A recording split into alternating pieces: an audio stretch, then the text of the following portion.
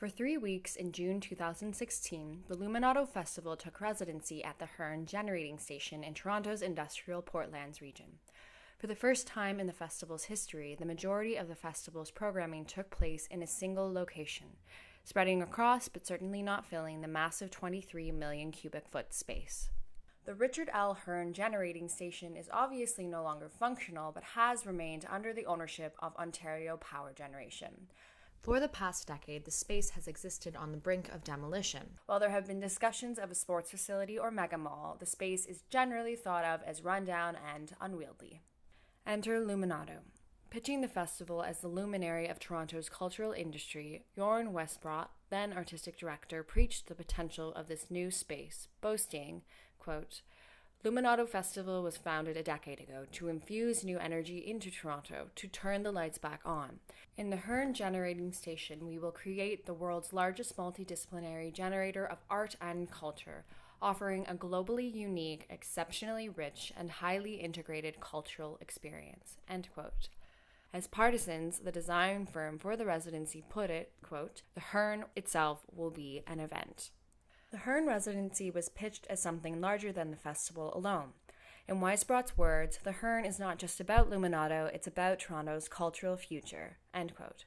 Of course, the Hearn residency and its success is about Luminato, but insofar as the festival is able to secure a position as a pioneer in Toronto's and Canada's cultural development. According to the sizable marketing campaign leading up to the 2016 festival, the Hearn has tremendous potential to become a major Toronto cultural institution. It is equated quite directly with other cultural centers.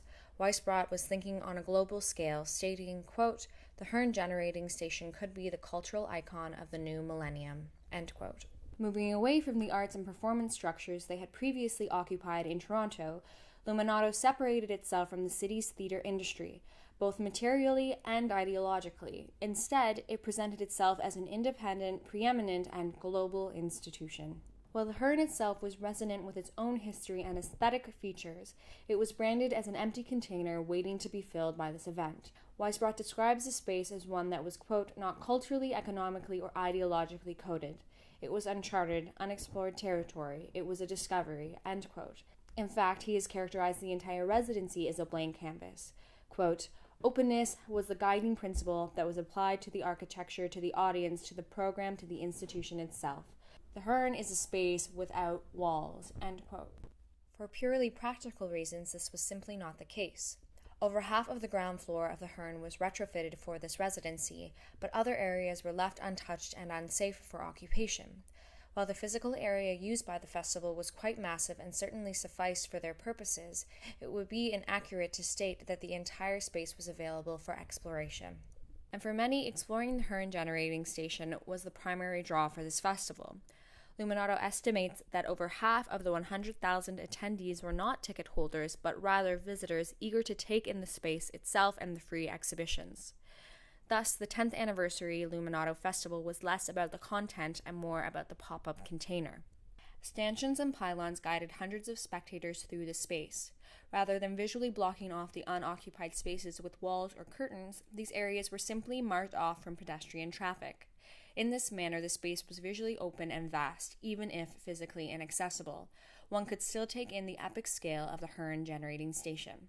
Partially out of necessity and partially by choice, the Luminato Festival leaned into a derelict aesthetic, a feature commonly seen and romanced in pop-up events. Little attempt was made to clean up the unoccupied spaces. Piles of debris were scattered about, and the uneven ground was often filled with pools of water. The negative space on the festival map became its own work of art, framed by the Hearn's concrete and steel columns. This aesthetic resulted in a form of art slamming as Luminato's rather elite patronage visited this city landmark. The opening night party with a steep $100 ticket donned a dress code of tomorrow's black tie, which was only slightly compromised by the recommendation of flat shoes, quote, due to the nature of the space. Champagne in hand, these visitors were able to take a first look at the remodeled but not refined space. Correspondingly, Luminato's occupation of the Hearn was also framed by an aesthetic of temporariness. The shipping containers that provided the materials for their residency were repurposed as walls and even seating areas in the theater space. The ironically named Grand Staircase was made of scaffolding, reminding visitors of the impermanence of this experience. The project's designers celebrated this fact. Quote, Architecture is normally obsessed with the fantasy of permanence. The challenge and the opportunity is to create an extraordinary temporary experience that will nevertheless leave a lasting mark on people's imaginations. Permanence is a state of mind." End quote. While Luminato sought to bring light to the neglected space and simultaneously generate the newest cultural center in the world, the momentum of this transformation was undercut by the impermanence of festival programming.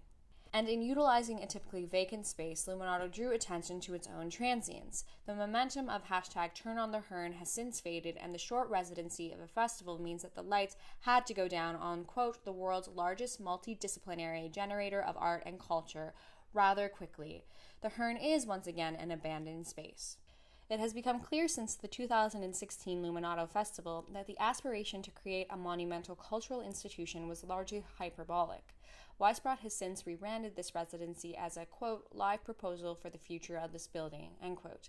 Not something, it seems, Luminato will continue to invest in. They have since retreated back to previous formats and locations, including the Spiegel tent in 2017 and familiar theaters around the city in 2018. Therefore, Luminato's legacy is not the creation of, quote, "the cultural icon of the new millennium," end quote, but is instead much simpler. The festival was able to turn the Hearn, as the hashtag suggested, to turn attention, even briefly, to this vacant property and to point to what could be, not what it would be. And their success was to be the leaders, the pioneers in this ephemeral reimagining.